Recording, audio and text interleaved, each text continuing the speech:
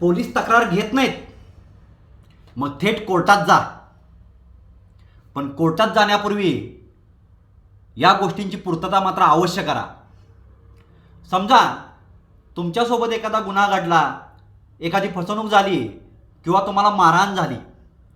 तुम्ही अन्यायाविरुद्ध दाद मागण्यासाठी मोठ्या आशेने पोलीस स्टेशनला जाता, तिथं तक्रार दाखल करण्याची मागणी करता. पण तिथे गेल्यानंतर पोलीस तुमची तक्रार लिहून घेण्याचा नकार देतात, टाळाटाळ करतात किंवा सरळ सरळ तुम्हाला हाकलून लावतात. अशा वेळेला तुम्ही काय करणार? अनेकदा सामान्य माणूस इथेच हताश होतो आणि गप्प बसतो, गप्प अन्याय सहन करतो. परंतु घाबरू नका, आपल्या देशाचा कायदा अजून सुद्धा इतका कमजोर नाही. जर पोलीस तुमची FIR नोंदवत नसतील तर तुम्ही थेट न्यायालयात जाऊन आरोपीला अद्दल घडवू शकता. याच कायदेशीर पर्यायाला म्हणतात प्रायव्हेट कंप्लेंट, म्हणजेच खाजगी तक्रार दाखल करणे. आजच्या या भागात आपण पाहणार आहोत की प्रायव्हेट कंप्लेंट म्हणजे काय आणि ती कशी दाखल करतात. नमस्कार, मी उदय ओंकार, जनहितार्थ जारीमध्ये आपणा सर्वांचे स्वागत आहे. सर्वात आधी हे समजून घेऊया की प्रायव्हेट कंप्लेंट म्हणजे नक्की काय. सोप्या भाषेत सांगायचं म्हटलं तर जेव्हा पोलीस गुन्हा नोंदवत नाहीत तेव्हा तुम्ही थेट मॅजिस्ट्रेट कोर्टात म्हणजेच न्यायालयात जाऊन न्यायाधीशांसमोर आपली तक्रार मांडू शकता. त्यालाच प्रायव्हेट कंप्लेंट असे म्हणतात. पूर्वी हा अधिकार आपल्याला फौजदारी प्रक्रिया संहिता म्हणजे CRPC अंतर्गत मिळाला होता. पण आता नवीन आलेल्या भारतीय नागरिक सुरक्षा संहिता म्हणजेच BNSS अंतर्गत देखील नागरिकांना हा अधिकार देण्यात आला आहे. त्यामुळे पोलीस ऐकत नसतील, तुमची कंप्लेंट घेत नसतील तर तुम्हाला थेट कोर्टाची पायरी चढण्याची परवानगी हा कायदा देतो. पण डायरेक्ट कोर्टात जाण्यापूर्वी तुम्हाला काही कायदेशीर पायऱ्या ह्या पूर्ण कराव्या लागतात. कोर्टात तुमची केस टिकण्यासाठी पुढील गोष्टी ह्या आवश्यक आहेत. यातील पहिली पायरी, तुमच्याकडे संबंधित पोलीस स्टेशनमध्ये तक्रार दिल्याचा पुरावा असावा.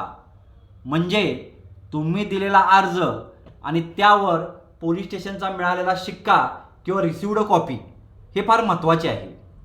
दुसरी पायरी, जर तिथल्या पोलिसांनी ऐकलं नाही तर तुम्ही त्या भागाचे पोलीस अधीक्षक म्हणजे SP, पोलीस आयुक्त CP यांच्याकडे लेखी तक्रार केली पाहिजे.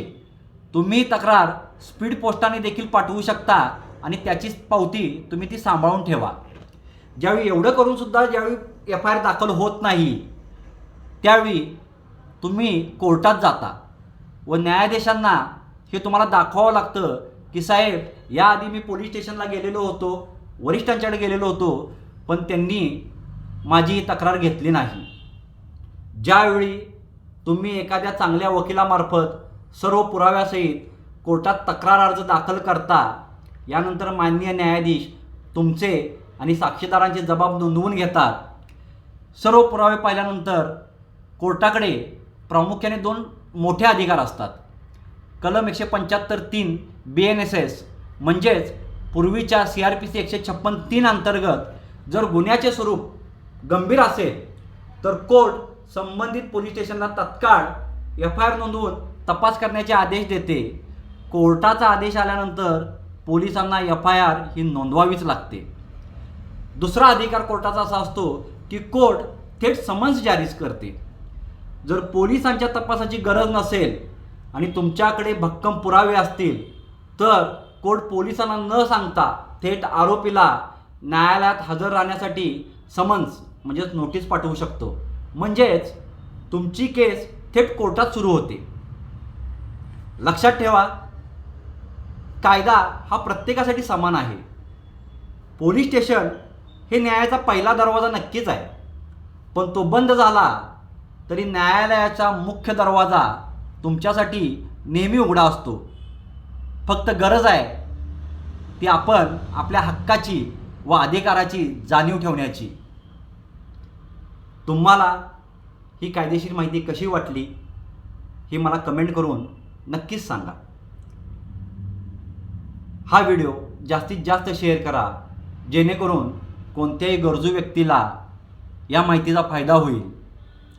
अशाच नवनवीन कायदेशीर माहितीसाठी आमच्या चॅनेलला किंवा आम्हाला नक्कीच फॉलो करा. लक्षात ठेवा, कायद्याने वागा, सन्मानाने जगा. धन्यवाद.